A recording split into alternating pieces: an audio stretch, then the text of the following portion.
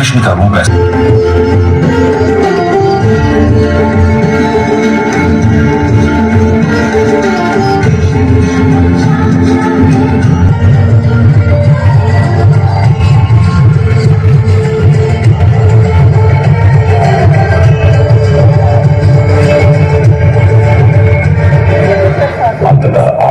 देशभक्त की ध्वजा जगे, रण के टंकर पहने हैं वो राष्ट्रभक्त की ध्वजा जगे। अग्निपन के कंठी जागो, शीश हथेली पर रखकर जागो, रक्त के भक्त लाडले जागो, सिर के सौदागर। खप्पर वाली काली जागे। सुना ध्यान से आपने बहनों और माताओं के लिए कि खप्पर वाली काली जागे, जागे दुर्गा परबंडा। और रक्त बीज रक्त चाटने वाली जागे चामुंडा। मुंडों की माला वाला जगे कपाली कैलाशी।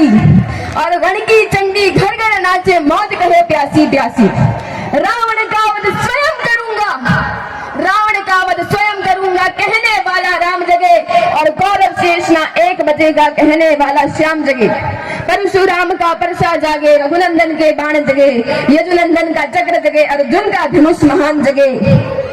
चोटी वाला चाणक्य जागे, चोटी वाला चाणक्य जागे। और पौरुष पुरुष महान जगे, शैल्यू कसको कसने वाला चंद्रगुप्त बलवान जगे। आजादी की दुल्हन को जो सबसे पहले चूम गया, आजादी की दुल्हन को जो सबसे पहले चूम गया, स्वयं कफन की गांठ बांधकर सातों भावर घूम गया, उस सुभाष की आन जगे और उस सुभाष की जान जगे। ये भारत देश महान जगे, ये भारत की संतान जगे। क्या कहते हो मेरे भारत से चीनी टकराएंगे? अरे क्या कहते हो मेरे भारत से चीनी टकराएंगे? अरे चीनी को तो हम पानी में घोल घोल पी जाएंगे। वह बर्बर था, वह बर्बर था, वह अशुद्ध था। हमने उनको शुद्ध किया और हमने उनको बुद्ध दिया और उसने हमको युद्ध दिया। वह बर्बर था, वह अशुद्ध था, हमने उनको शुद्ध किया और उसने हमको बुद्ध दिया। देखिए, बहुत खुशी हो रही है आप सब लोगों को यहाँ एकत्रित देखकर। ये हमारी भारतीय संस्कृति है, जहाँ एक साथ बैठकर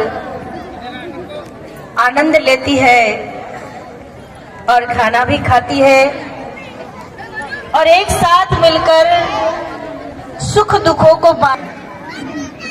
और हम सभी लोग जाति पाति को भूलकर यहाँ केवल एक मानव मेदनी में उपस्थित है।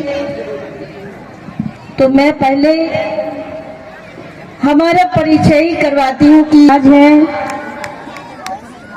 और हमारा आश्रम भी अपने सिरोही में है। इतनी सारी अलौकिक और महान शक्ति को लेकर हम इस धराधाम पर मानव देह धारण करके आए हैं।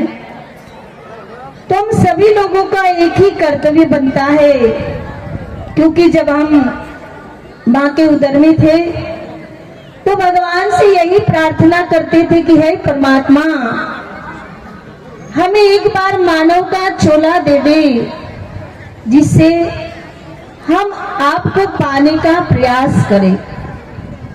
क्योंकि हम 184 से दुखी और कठोर ताप को सहन करते करते इतने विवश हो गए थे कि परमात्मा को प्रार्थना करनी पड़ी।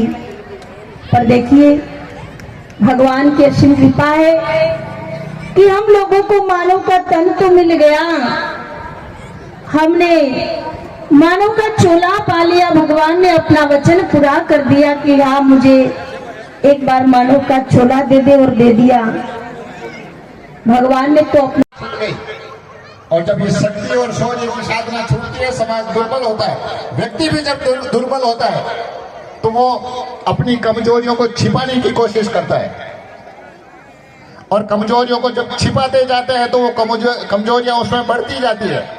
ऐसे हमारे समाज में भी वो कमजोरियां, वो दुर्बलताएं, वो विसंगताएं बढ़ती गई, और उसका परिणाम हुआ कि आगे के 1500 साल तक पहले मुगल आए और फिर अंग्रेज आए, हम उनके गुलाम बन गए। उस समय भी लगातार संघर्ष चला, पर उस संघर्ष की जो धार थी, वो कुंद थी, उतनी तेज नहीं थी, हम उनको मुगलों को और अंग्रेजों को बचा नहीं पाए। तो भी सन 1925 में संघ के संस्थापक परम पूजनीय डॉक्टर केशव बलिराम हेडगेवार जी ने उस समय के महापुरुषों के साथ में जितने भी स्वाधीनता संग्राम में लगे हुए लोग थे, उन सबके सामने चर्चा की, प्रश्न उठाया कि हम संघर्ष करके अंग्रेजों से मुक्ति पा लेंगे, पर क्या गारंटी है अंग्रेजों के बाद में कोई और नहीं आएगा हमको राज करने के लिए। सबका उत्तर एक ही होता था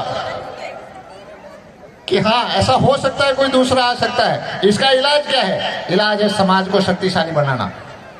सबका उत्तर था कि समाज को शक्तिशाली बनाना होगा, समाज को संगठित करना होगा, पर यह काम इतना आसान नहीं है।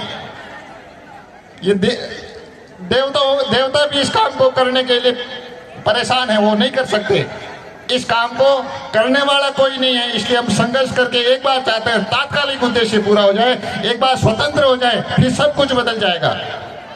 पर डॉक्टर जी ने अपने शास्त्रों का वचन पढ़ रखा था कि किसी भी समाज का जो उत्थान है वो समाज की शक्ति से होता है। समाज में शक्ति व्यक्ति की शक्ति से आती है, वो किसी पॉलिसी से नहीं आती, किसी सत्ता से नहीं आती। केवल सत्ता बदल जाने से समाज नहीं बदलता, समाज शक्तिशाली नहीं होता। और जब तक समाज शक्तिशाली नहीं होता तब तक आज कोई है, कल कोई दूसरा आ जाएगा, उसको तो गुलामी रहना है। तो समाज को शक्तिशाली बनाने के लिए व्यक्ति व्यक्ति में संस्कार जगाना, व्यक्ति व्यक्ति में राष्ट्र की चेतना जगाना। फिर मैं आपको इन्वॉल्व करूंगा, एक की दो पंक्तियां बोलेंगे।